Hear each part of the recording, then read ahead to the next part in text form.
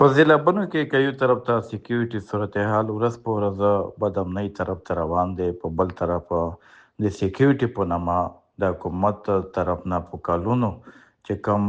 سړکونه لارې بند کړی شوي وو چې هغه کې مین میرانشاه بنو روډ او اندرون سیټي امندي روډ، کوټا دل بریر روډ، جمعه خان روډ او دا شانته سنور واړه او لوی روډونه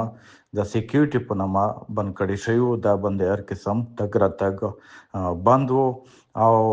د وجې نه به ډېر لوی رش جوړ شو. په دا لارو باندې به خلک سکولونو، کالجونو، بازارونو، هسپتالونو یا نور علاقو ته تګ راتګ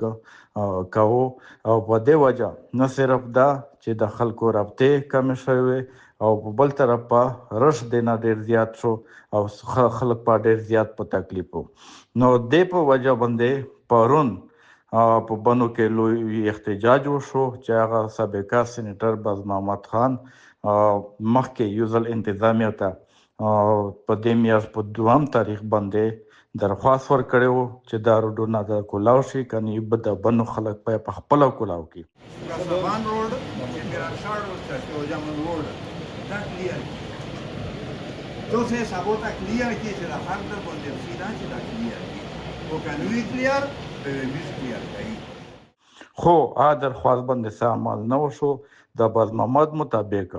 نو دوی پرون احتجاج وکړو چې بنو هر قسم تاجر برادری، وکلا، یونین په زرونو تعداد سره خلک راغلل او دلته احتجاجي درنه باندې کېناستل. په دال منځ کې د دوی سره مذاکرات وشول د انتظامیه طرف نه او ورته وی چې سبایي به مونږ د کم بند روډونه دي دا به سټارټ والو مرحله وار به مونږ کولاوو چې د نړۍ غونډ روډینا کلوز شو تنه مخه بلاکیج ختم شو. دوه روډینا په سیل سټي سټریچ میټر شدي ये दे अमंदिया रोड, ये दे कोट का जुमा खान रोड. आज चूंकि डिस्ट्रिक्ट एडमिनिस्ट्रेशन को वक्त से न तो एक स्कूल तकड़ा था युवा बेवरते वो पत्ती थी इंशाल्लाह आ मसला वा जर तर जरा हाल से چونکه نن په میرانشاه بنو روډ باندې کرفیو هم اعلان شوی و، خو بیا هم د میرانشاه او د بنو روډ چې کوم مین روډ دی دینه بلاکونه او د لار لرې شول د انتظامیه په نگرانی کې او د کم بندیزونه هغه ورنه بیریر لرې کړي او دغه د تګ راتګ لپاره خلاص کړو او وایي چې د نور روډونه به هم مونږ مرحله وار خلاصاو. باز محمد پرون په اخیری اعلامیه کې وویل چې مونږ څه نوې مطالبې نشته دي. مونږ دا شپږ غټې مطالبې وې چې کومې د سابقه وزیر اعلی علي امین ګنټاپور په وخت کې د ایپکس کمیټۍ کې چې کاپا کې کور کمانډر هم ناستو هغه کې مونږ سره منل شوی وې هغه کې دا روډونه مو چې روډونه د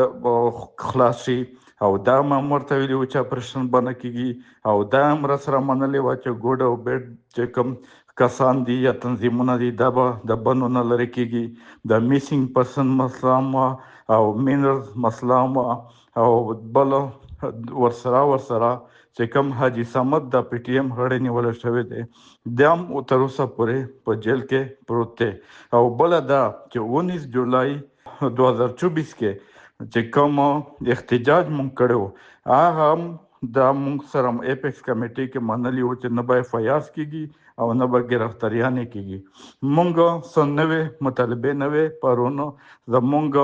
هغه پخوانی چې کوم مونږ سره منل شوی مطالبات وې چې ایپکس کمیټې کې را سره منل شوی وې هغه باندې مونږ عمل درآمد غوښتو. نو دا باندې عمل درآمد نن شروع شو او د باز محمد په مطابق دا هیله لري وایي چې د نور چې کوم مونږ طلبات دي دا باندې به انشاءالله دغه شانته مونږ سره عمل درآمد وشي. صفدر داور، شال نیوز، بنو.